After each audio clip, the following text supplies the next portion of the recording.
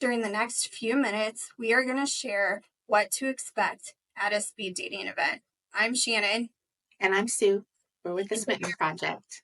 So, we remember when we started our company, Sue, there was one thing we definitely were not going to do. Speed dating. Yeah. I remember those early conversations, and Shannon was like, absolutely not. That is one thing I refuse to do. It's become one of our favorite events, and we do them in multiple locations almost every month. So there is one consistency with speed dating, and I think some of this is really important. Even before we hosted them, had some expectations around speed dating that may not have been accurate. Every event organizer is going to run their speed dating differently. So you might have a large event. I'll tell you, with us, you probably won't. We definitely prefer the more intimate environment. Each organizer is going to run their event differently. So one of my goals for you today is to not get caught up on the size of the event, but think about how to maximize the time that you have when you're with each person. So Sue and I run our events a little bit differently, and we are going to focus on how we facilitate. Sue, do you want to give an overview of how you run the events in Des Moines, Iowa? So when I'm organizing a speed dating event, I am creating an age range for that particular event so that people are more likely to meet someone within the range of age that they are interested in dating.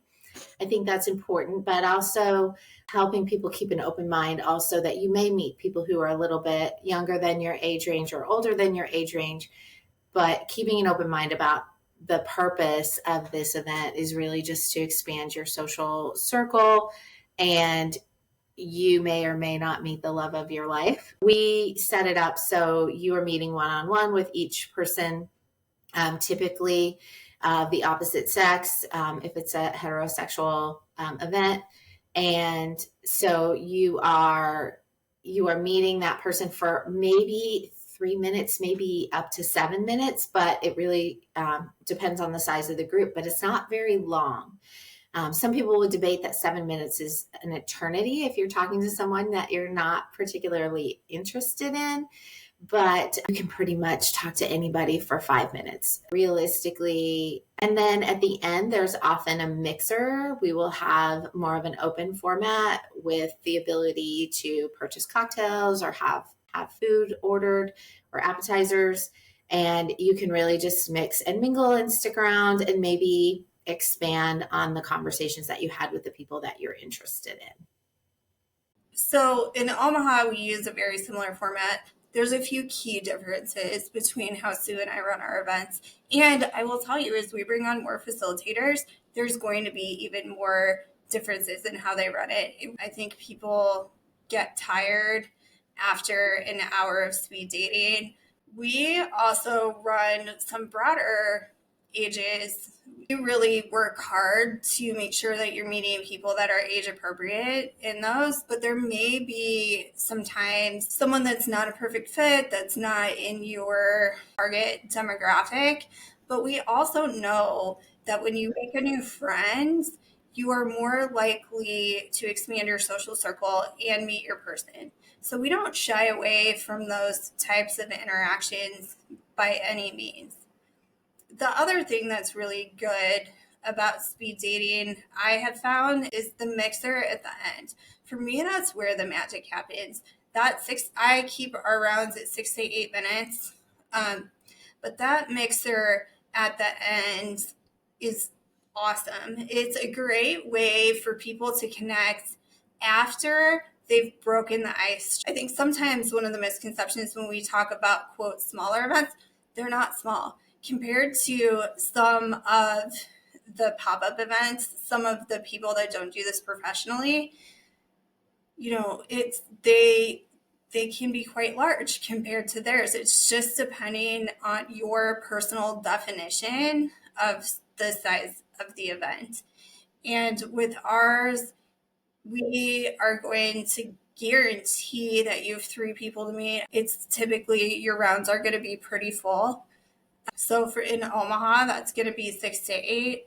And you really can't meet more people than that. There could be 100 people in the room, and you're not going to be able to have quality connections with all of those people. So it's really important to think about, that ad event experience. And we've just really found that 20-ish, 12 to 40. I'll go up to 40 in Omaha. I don't think we will really ever go larger than that. But that's kind of the sweet spot for number of attendees and quality of event.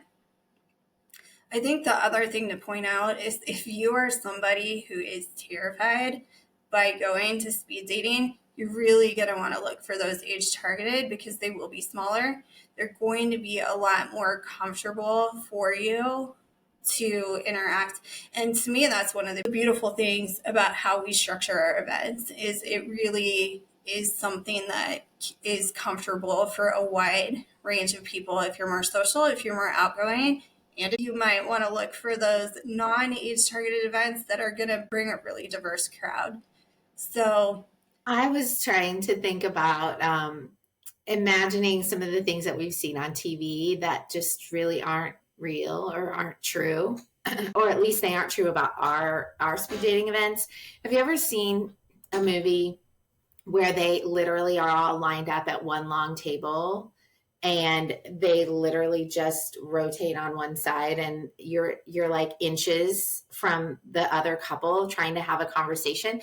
I'd like to say that that isn't real, but I will tell you that about 7 years ago I actually attended on Valentine's Day an event that was exactly like that.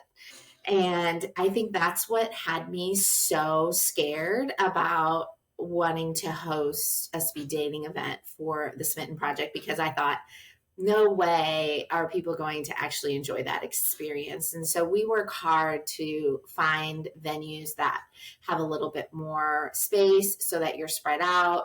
Most of the time you're at an individual table by yourself. Not always, but if there are two couples, two matches sharing a table, then they're going to be as far apart as possible.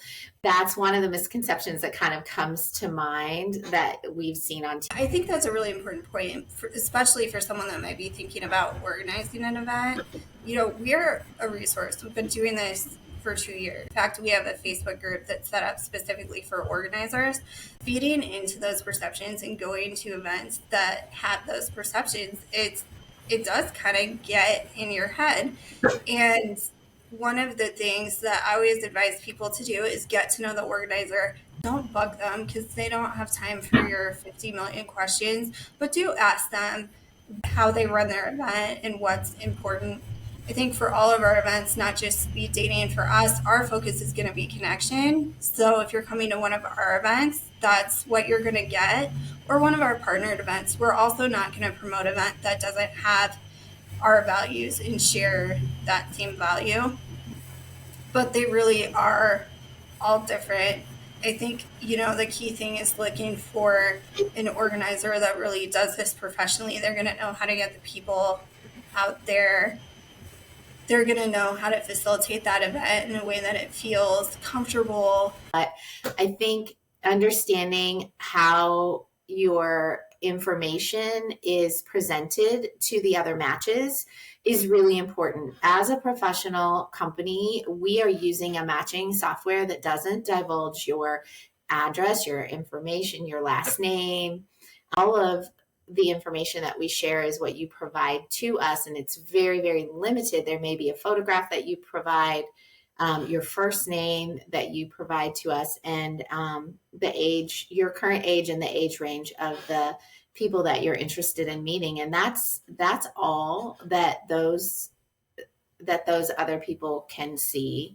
And so if you're working with a company that is handing you a slip of paper with somebody's home phone number on it and their first and last name, or they're sharing that information about you, that might be something to think about. Like, we take your privacy very seriously, and we want to make sure that you feel safe when you enter that space. That is a really good point. And it's just your comfort level, right? Are you comfortable with that?